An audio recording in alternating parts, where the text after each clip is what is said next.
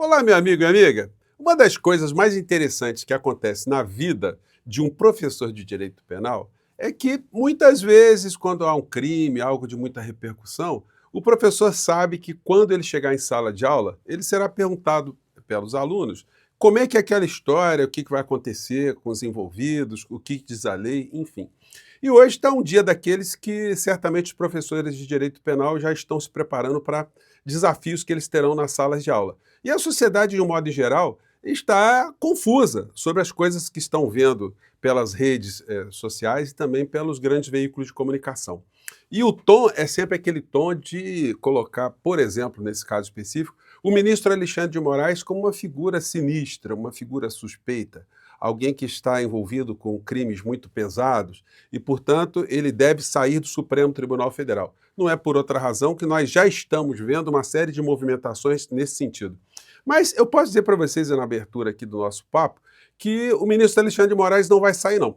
Ele deve sair, sim, do Supremo Tribunal Federal no ano de 2044, que é o dia em que ele irá se aposentar. E tem gente que está já precipitando uma série de situações. Eu vou aqui explicar para vocês que estão aqui, que certamente têm algumas dúvidas em relação ao que está acontecendo, e desmontar também algumas situações que estão sendo colocadas aí pela extrema-direita, jornalões e até pessoas admiráveis aqui nos meios de comunicação e nas redes sociais também, né? Mas tem muita gente equivocada no meio dessa história. Bom, antes de entrar nos temas, quero convidar você que chegou agora ao nosso portal e ainda não é inscrito, para que, em primeiro lugar, você se inscreva aqui conosco e conheça também os nossos outros vídeos. Se você gostar, compartilhe, recomende, nunca se esqueça de dar o seu joinha, o seu comentário e, se puder, prestigie também nosso clube de membros e o nosso novo canal de cortes. Você que é muito bem-vindo e muito bem-vindo. Gente, quando você abre os sites hoje, o que se vê são notícias dessa forma aqui, ou com esse contexto. Oposição pede prisão de Moraes e cresce pressão por ética no STF após mensagens vazadas com Vorcaro. Bom, para a gente poder entender alguma coisa dessa história, a gente tem que saber como é que nasceu. Quem é esse personagem, o senhor Vorcaro, e por que o ministro Alexandre de Moraes apareceu nessa história? Bom, para começo de conversa, é uma figura que cresceu nesse mercado financeiro, virou um banqueiro, de pequeno banqueiro foi fazendo as suas jogadas, foi no governo Bolsonaro que ele multiplicou as finanças, a rentabilidade dos negócios dele, evidentemente sempre com dinheiro público envolvido, fundos de pensão de servidores públicos, enfim. Lá pelas tantas, ele tentou fazer uma venda para um banco público, o Banco Regional de Brasília, e essa venda foi embarreirada pelo Banco Central, porque quando foram investigar quem tinha liquidez no meio dessa história, como é que poderia ser finalizado esse processo, se percebeu que o banco não tinha liquidez, que tinha muitos títulos, muitas histórias ali, mal arrumadas, mal engendradas. Então, o Banco Central disparou informações para o Ministério Público Federal, que disparou para a Polícia Federal fazer uma investigação. Essa investigação corria em sigilo. Portanto, o senhor Vorcaro, teoricamente, não sabia que estava tendo investigação dentro da Polícia Federal investigando essa história. Possivelmente deve ter havido um vazamento, ele deve ter tido algum tipo de notícia em relação a isso. Paralelamente a isso, o senhor Vorcaro tinha relações com toda a República Brasileira, porque ele podia amarrar alguma coisa, ele podia fazer algum tráfico de influência, ele poderia fazer algum tipo de proximidade, ele fez. Nesse contexto surge um contrato que nós não sabemos ainda nada sobre esse contrato, exceto as informações que são vazadas pela senhora Malu Gaspar, que teria mostrado ali que a esposa do ministro, que tem um escritório de advocacia, foi contratada, como outras tantas criaturas foram contratadas também, como uma espécie de cordão, uma blindagem, que Vorcaro pretendia fazer na sua vida empresarial, na sua vida financeira e, eventualmente, na sua vida criminal também. Fato concreto. A esposa do ministro Alexandre de Moraes não atuou em nenhuma dessas histórias que o Vorcaro está envolvido. E o ministro Alexandre de Moraes, objetivamente, também não atuou em nenhuma dessas histórias. Essa é a verdade, esses são os fatos. Você pode questionar, como é legítimo se questionar, se alguém que é um alto servidor público na nossa república deve manter algum tipo de relação com pessoas de alguns segmentos. O empresário, será que o empresário é suspeito? Será que tem alguma coisa contra ele? Será que ele é boa gente? Será que ele vai fazer alguma coisa ruim no futuro? É uma coisa meio complicada, mas da forma como nós estamos vendo, há uma condenação já prévia, né? Todo mundo já fala, olha, isso aí é uma coisa condenável, é uma coisa absurda, enfim. Mas são observações no plano ético, no plano moral. Se um ministro que tem uma esposa pode ter a esposa fazendo contrato com algum tipo de instituição privada, se ela tem que investigar, a pessoa tem que investigar quem é o contratante. E se isso é comum no mercado da advocacia aqui no Brasil, dos grandes escritórios, e no mundo também, né? Qual o critério que se tem no meio dessa história? Bom, então, algumas questões estão relacionadas a aspectos éticos e morais. Outras questões estão relacionadas ao aspecto criminal, que é o que está sendo colocado hoje mais na linha de frente das discussões, porque essa, para muitas pessoas da extrema-direita e para alguns veículos de comunicação que resultariam, melhor dizendo, numa situação mais grave em relação ao ministro Alexandre de Moraes. E aí tem muita coisa absurda acontecendo, né? Vamos aqui a elas. Aí eu vi o seguinte, o vídeo de alguém que foi do meio jurídico, não posso dizer que é do meio jurídico hoje, porque, francamente, né, o analfabetismo jurídico aí está muito grande. Mas vamos ver o que a criatura andou espalhando aí para as pessoas da extrema-direita, porque essas pessoas da extrema-direita escutam esse tipo de criatura e aí você escuta os argumentos que são emanados por esse tipo de personagem na voz das pessoas que você conversa, né? Quem é professor de Direito Penal hoje vai passar um sufoco, né? Porque vai ter muito aluno aqui com esse tipo de fala aqui. Vamos lá.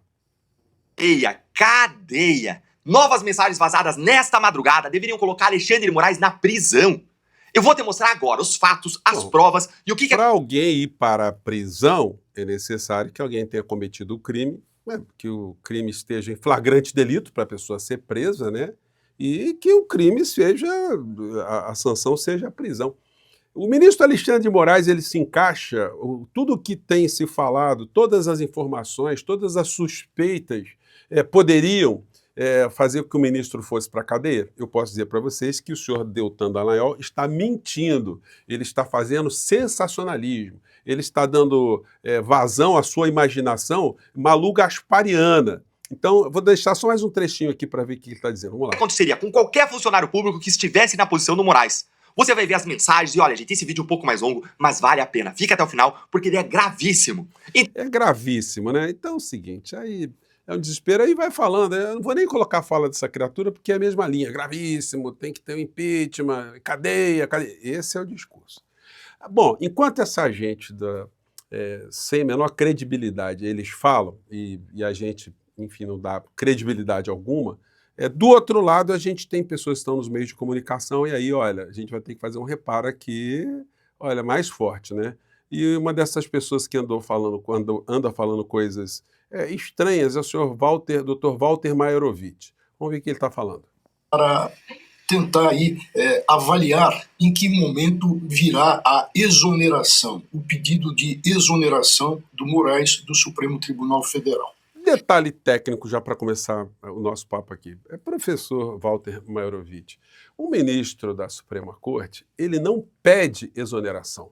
Isso não existe. A exoneração sempre é um ato que é feito na administração pública para ou em relação a servidores estatutários. Não é o caso do ministro Alexandre de Moraes. O ministro Alexandre de Moraes, ele só sai do Supremo se morrer, se ele se aposentar ou se ele pedir uma renúncia. E a renúncia é um ato jurídico unilateral incondicionado. Quer dizer o seguinte, ele pede a renúncia e ninguém tem que aceitar a renúncia, não tem, vai embora, pega o boné, entrega e vai embora, né? É mais ou menos isso, tá? Então, já começou tecnicamente aí explicando de forma errônea, né? Mas vamos seguir aqui. Isso por quê? Porque a esposa dele, em janeiro de 24, ela celebrou um contrato. Qual é o delito aí que tem? Qual é a questão? Por enquanto não tem nada não, doutor Walter, porque pode ter ciúmes, né? Olha, que ela ganhou muito dinheiro, enfim, pode-se contestar isso, mas, enfim, do ponto de vista jurídico não tem nada, vamos lá. E depois, em novembro, começou, e a Polícia Federal apresenta isso, apresenta o quê? Diálogos entre o Moraes e o Vorcaro, e no sentido de que Moraes estaria por dentro de toda a atividade do Vorcaro. É sempre estaria por dentro, mas por dentro do quê, professor Walter? Porque, como eu expliquei no começo aqui, o Vorcaro ele estava sendo investigado sob sigilo de justiça, né? Não dá nem para a gente saber. O que se supõe é que ele poderia ter tido a informação por um vazamento que ele estaria sendo investigado. Mas vejam só, isso tudo é disparado pela Justiça Federal de primeiro grau, um juiz federal, que determina a operação Compliance Zero e a coisa estava sob sigilo. Portanto, não havia conexão com esse juiz federal com o seu Tribunal Regional Federal e com o STJ e com o Supremo Tribunal Federal. Ou esse juiz federal, só de sacanagem, ele estava fazendo a investigação, comandando a investigação e falou assim, quer saber o negócio? Eu vou avisar ao ministro Alexandre de Moraes, porque eu suspeito que esse Vorcaro deve ser amigo dele. Então vou avisar. Enfim, gente, a história não fecha, né? Estou analisando com vocês aqui friamente, tá? Vamos seguir em frente aqui. E dando-lhe conselhos, orientações. Existe até uma mensagem que é a última delas, que parece e dá indicativos de que houve sim a troca. O Moraes parece que há indicativos. Interagiu com ele, respondia a ele, embora essas mensagens tivessem sido apagadas. Olha só, a mensagem apagada, isso é uma questão que tem sido muito levantada, como se o ministro Alexandre de Moraes ele tivesse esse modus operandi com o Vorcaro. Eu garanto a vocês que o ministro Alexandre de Moraes ele é uma pessoa que não é otária, é uma pessoa que em qualquer tipo de conversa ele deve tomar esse tipo de cuidado também, né? Eu até desconfio se ele usa um telefone celular pessoal, porque também é uma forma também de não se expor também, né? Mas vamos seguir aqui, vamos imaginar que o ministro tem um telefone celular, que ele fica ali, o telefone celular, ele fica olhando ali, que ele conversa com as pessoas. Vamos pensar que as coisas são assim, vamos lá. Não tem assessoria, não tem ninguém para cuidar da vida dele, enfim, e ele toca as coisas diretamente, vamos lá. A situação do Moraes é delicadíssima.